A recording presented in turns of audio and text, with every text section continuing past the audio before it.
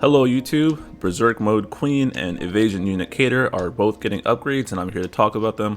Queen is getting a level 90 and Crystal level 90 I should say, and Cater is also getting Crystal level 90 alongside her LD. In this video, before you pull on Cater and Queen, I'll go over them, give you some things to think about before you potentially use your limited resources. If you're not familiar with my channel, I play both JP and Global, and I use that knowledge and experience along with some of my research to form my own opinions and inform you all. Before we get started, I want to know your plans, your thoughts on the characters in the banner, etc. So go down in the comment section, let me know what you're thinking, and while you're here, like the video, subscribe, hit the notification bell so you don't miss a fantastic video. Check out my playlist in the description, the Ranting Hour. I talk about more of my opinion on the game and stuff every week. It's pretty fun. And lastly, you can become a member on the channel. $1 for emotes, and I always reply to your comments. So Queen is getting a level 90, and I'm going to talk about her first briefly, not too much in depth because she hasn't changed largely. Queen's role in the party is that of a support character. She provides plenty of strong aura buffs, which include HP damage reduction, party HP regen, brave and HP damage up, attack, a bunch of good stuff that makes you hit harder basically. Party last stand as well, and she also has a Berserk mode on her EX where she loses access to all of her skills except brave and HP, and she can act and then she turns immortal as well. It's just her skills are pretty bad. Her LD board is getting a rework, so you get some more offensive stats. The actual attack is a double AoE HP attack, and her buff lasts a bit longer. Not too interesting. The real update was her Crystal level 90. Her EX got an extra HP attack, and her special HP plus after she used EX got upgraded as well. It is now 4 HP attacks with a much larger refund in the middle, and because of the Crystal level 90 stat she gets, this is her hardest hitting move now definitely, and really the one you want to be pressing when she's going Berserk. Unless you need to get her out of Berserk mode really quick, in which case you'll spam Brave Plus for the instant turn rate and the free turns, etc. With her new HP Plus, she's probably capping all of those HP attacks, so press this button normally. Also, her additional ability has a slight Brave gain up on it.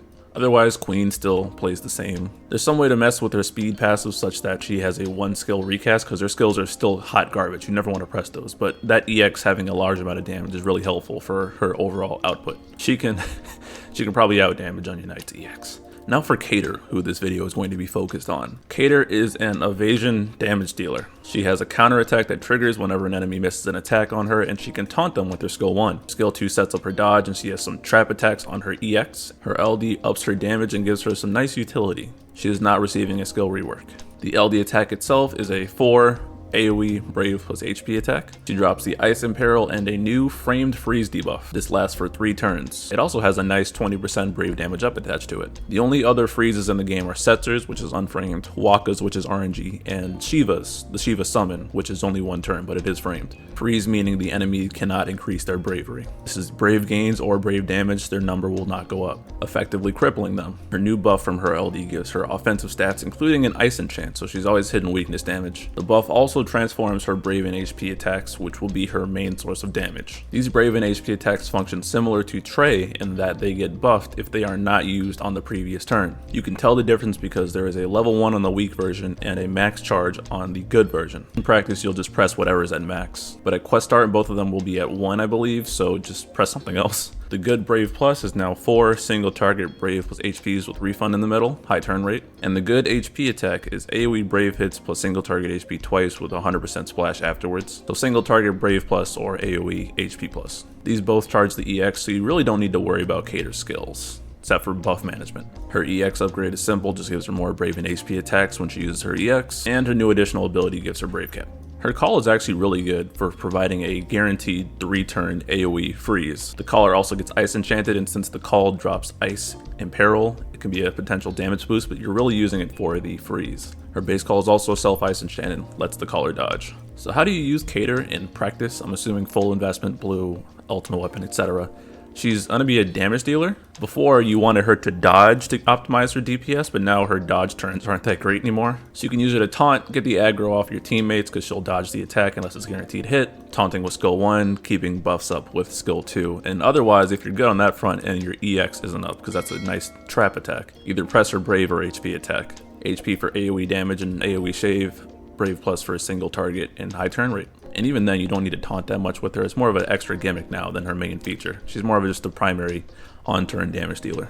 So, analysis.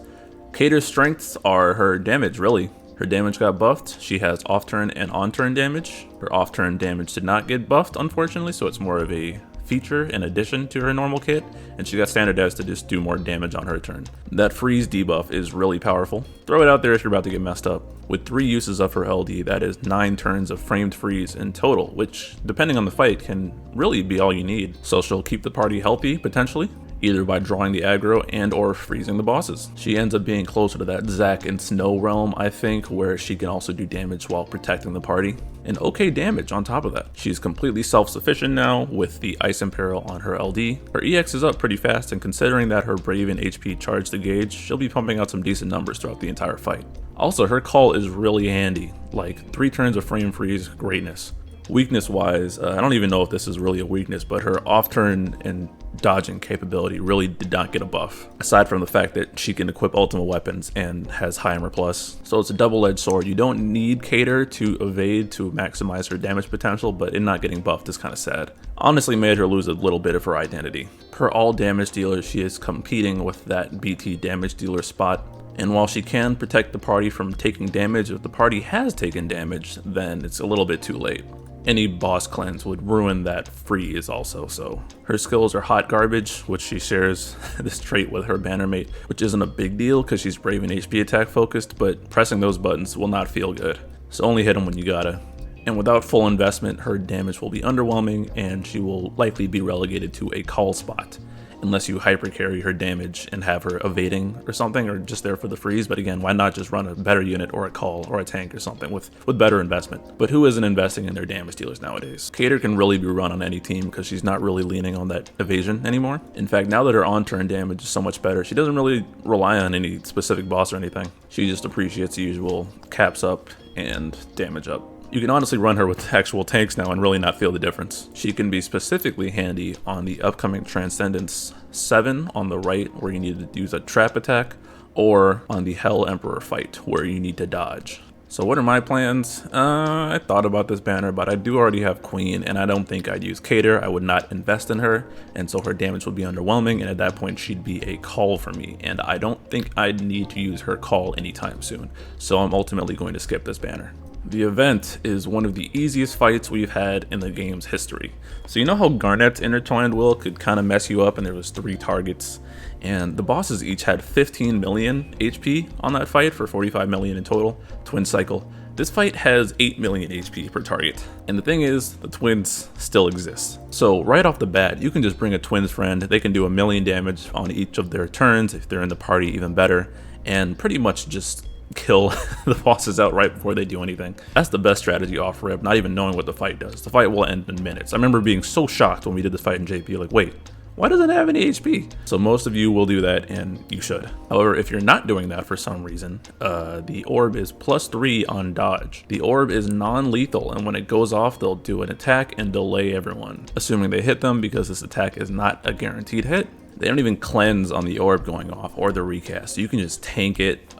Warrior Light Call, Setzer Call, freeze it, Shiva, and Setzer Call is free, so you can mitigate the orb and whatever happens with pretty much no issue. You can beat this fight in under like 10 minutes with your eyes closed. Kind of wild how whack this boss is compared to the actual Queen event. So if you're gonna go the dodge route, you can bring Galuf, Shadow, Prompto, a bunch of evasion units we have, and we got evasion calls too, so not really difficult by any means. In JP, I brought Kuja, Galuf, and Yuna, and probably extended my run just because that wasn't the greatest team.